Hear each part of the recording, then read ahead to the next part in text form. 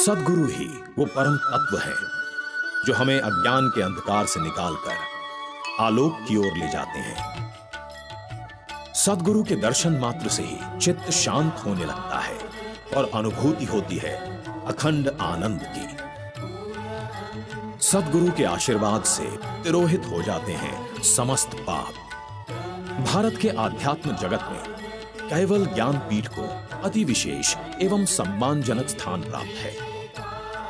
गुजरात प्रदेश में स्थित सारसापुरी को परम गुरु श्रीमद करुणा सागर जी महाराज की ज्ञान स्थली तप स्थली के रूप में जाना जाता है।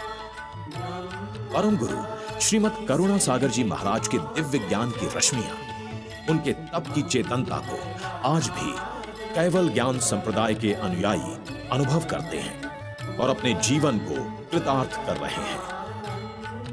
लगभग 250 वर्ष पहले परम गुरु श्रीमद करुणा सागर जी महाराज द्वारा स्थापित आध्यात्मिक मान्यताओं एवं मूल्यों को वर्तमान में सहेजकर कैवल ज्ञान के अनुयायियों को एक नव दृष्टि के साथ नए आयाम प्रदान कर रहे हैं। सप्तम कुबेराचार्य परम पूज्य श्री अविचल दास जी महाराज, कैवल ज्ञान पीठाधीश्वर परम पूज्य आचार्य श्री अविचल दास जी महाराज सामाजिक मूल्यों के भटकाव के इस अंधकार में कैवल ज्ञान के प्रकाश से समाज में व्याप्त बुराइयों को समाप्त करने का एक शुभ संकल्प लेकर अनेकों आध्यात्मिक एवं सामाजिक सेवा के कार्यों को गति प्रदान कर रहे हैं। दीनहीन की सेवा को सर्वोच्च मानने वाले एवं अपने भक्तों में परम पूज्य श्री गुरु जी के नाम से प्रसिद्ध आचार्य श्री अविचल दास जी महाराज के निर्देशन में जहां आध्यात्मिक सत्संग द्वारा व्यक्ति को धर्म से जोड़ा जाता है, वहीं दूसरी ओर समाज के निम्न वर्ग के लिए अनेकों विलक्षण सामाजिक कार्यों का संचालन भी होता है।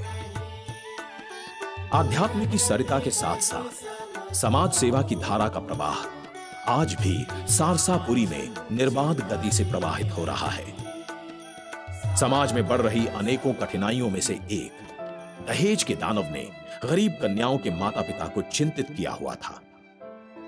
परम पूज्य गुरु जी की दृष्टि जब इस ओर गई, तब इनके मन में एक विचार उठा, क्यों ना अपनी ओर से ही इन गरीब कन्याओं का सामूहिक लग्नोत्सव के माध्यम से कन्यादान किया जाए। परम पूज्य गुरु जी का कोमल हृदय द्रवित हो उठा और इनका एक विचार संकल्प बन गया सामूहिक लग्नोत्सव का। बेटी बोझ है, ये जब से लोगों के दिमाग में एक ऐसी गलत सोच घुसी और उस वजह से लोग जो है कि गर्भपात और वो भी फीमेल बेबी गर्भपात जो शुरू हुआ, उससे हमारा ये समाज का संतुलन बिगड़ा।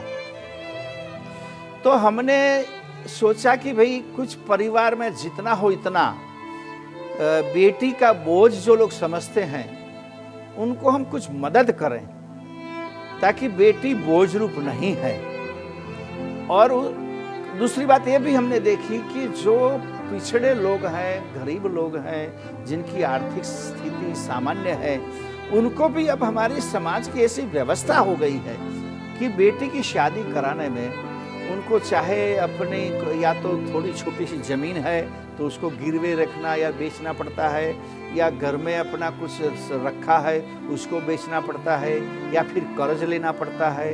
और वो कर्ज में व्यक्ति ऐसे डूबता है कि जीवन भर जो है उसका सूद और कर्ज चुकाने में ही उसकी जिंदगी पूरी हो जाती है। तो ये सब बात देखकर हमने ये समूह लग्न का एक प्रोजेक्ट लिया। वैसे समाज में समूह लग्न की परंपरा बहुत जगह चलती है, लेकिन मैंने ये भी देखा कि जो समाज संपन्न है, जिस समाज में दान देने वाले लोग हैं, उसी समाज वाले लोग अपने समाज की ही समूह लग्न की व्यवस्था करते हैं। सही दृष्टि से जिन लोगों को इसकी आवश्यकता है, उस समाज में, उस ज्ञातियों में ऐसे संपन्न लोग नहीं हैं कि जो लोग उनको दान दे सके और वो अपने समाज के लिए समूह लग्न की व्यवस्था कर सके। तो सही में जिनके लिए आवश्यक है उनके तक ये समूह लग्न की योजना नहीं पहुंचती है। इसीलिए हमने ये सोचा कि भी ऐसे समाज के लिए हमें व्यवस्था करें और हम इतना परिवार को सामान्य जितनी जरूरी जितना चाहिए उतना ही कन्यादान में सब देते हैं। इसलिए वैसे ही लोग आते हैं कि जो सचमुच नीडी पीपल जिसको हम कहते हैं आवश्यक लोग हैं, वैसे ही लोग इसमें आते हैं।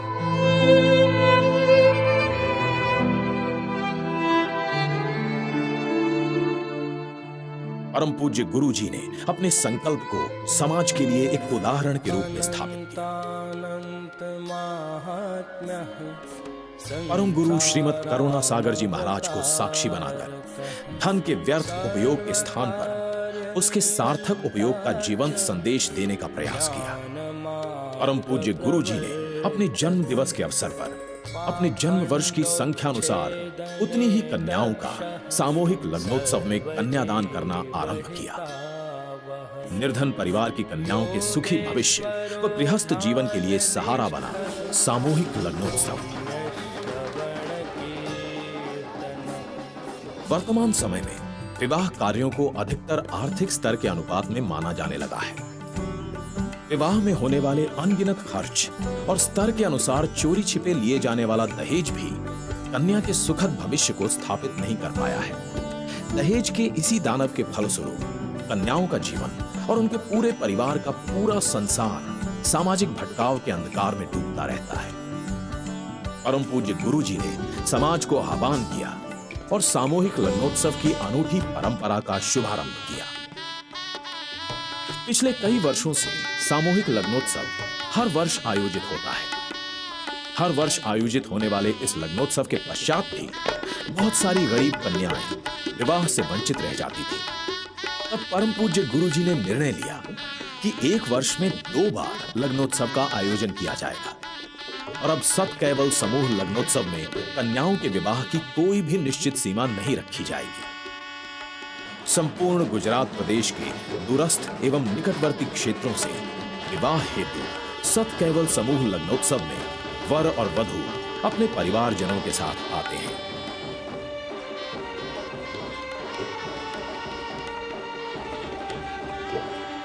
भारतीय सामाजिक परंपरा में 16 संस्कारों में विवाह को अति आवश्यक संस्कार माना गया है। विवाह संस्कार को गृहस्थ आश्रम का प्रवेश द्वार भी कहा जाता है। गृहस्थ आश्रम में युवक और युवती दोनों ही के जीवन में आधारभूत परिवर्तन होने लगते हैं।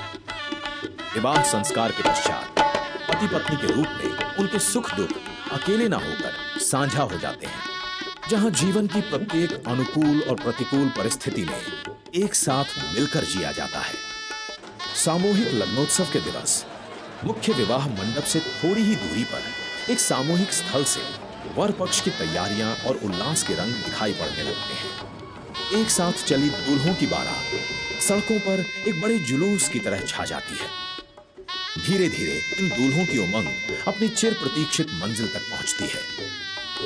इस सामूहिक लग्नोत्सव समारोह में परम पूज्य गुरु जी की प्रेरणादायक उपस्थिति श्रद्धालुओं को आश्वस्त करती है कि परम पूज्य गुरु जी उनकी आध्यात्मिक प्रगति के साथ साथ उनकी सांसारिक समस्याओं के निराकरण में भी निरंतर सजग हैं। लग्नोत्सव आरंभ हो जाता है और पूर्ण रीति रिवाज के साथ विवाह को संपन्न कराया जाता है। प्रत्येक नवयुगल को परम पूज्य गुरु जी की ओर से जीवन उपयोगी उपहार भी प्रदान किए जाते हैं। कई हजार लड़कियों का कन्यादान यानी शादी का हमारे समूह लग्न में हुआ है, लेकिन अभी तक कोई ऐसी कंप्लेंट हमारे तक आई नहीं है।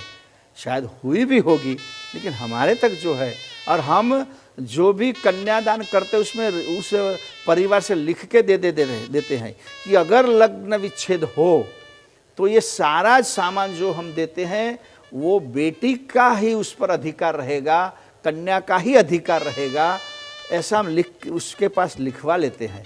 लेकिन अभी तक हमारे पास ऐसा कोई केस नहीं आया है। वैवाहिक मंडप में ही वर पक्ष और वधु पक्ष से विवाह हेतु लिखित सहमति ली जाती है। इस लग्नोत्सव में श्रद्धालु दानदाताओं की भी अपनी एक प्रमुख भूमिका होती है।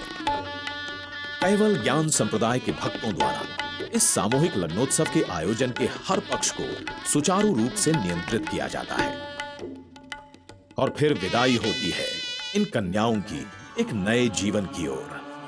परम पूज्य गुरु जी का स्नेहमयी आशीर्वाद और हाथ में परम गुरु श्रीमद करुणा सागर जी का स्वरूप इनके वैवाहिक जीवन के सुखमय होने का आश्वासन देता है। मैंने शादी इसलिए की कि मेरा फालतू खर्चा बचे और गुरु जी का आशीर्वाद मिले और हम अपने नव जीवन की शुरुआत अच्छी तरह से कर सकें। दहेज तो नहीं लेना चाहिए। नहीं लिया और नहीं लेना चाहिए। बेटी दे रहे वो ही सबसे बड़ा दहेज। गुरु जी की छत्र छाया में और गुरु जी के आशीर्वाद नीचे अगर आपको लग्न जैसा अवसर प्राप्त मिले तो उससे ज़्यादा खुशी की बात और कोई नहीं हो सकती।